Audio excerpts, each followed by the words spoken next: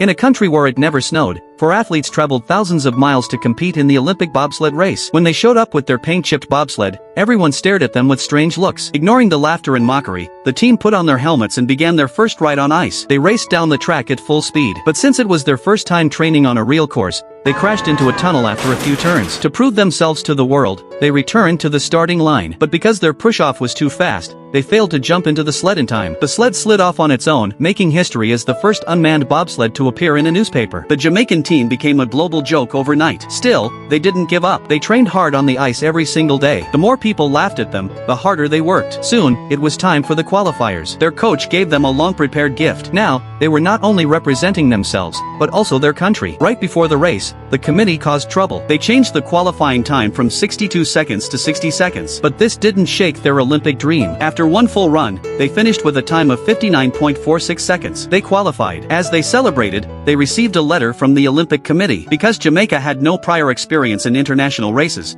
their entry was cancelled. The team fell silent.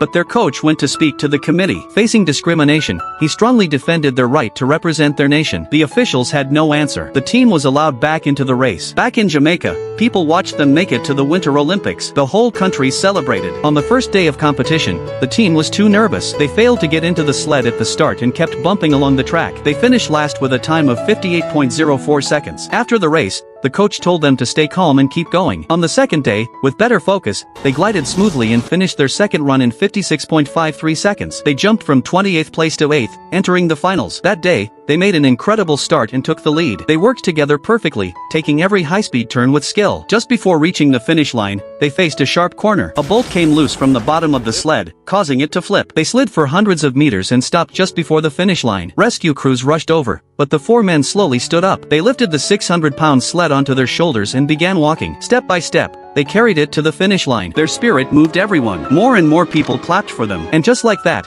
they crossed the finish line carrying their bobsled.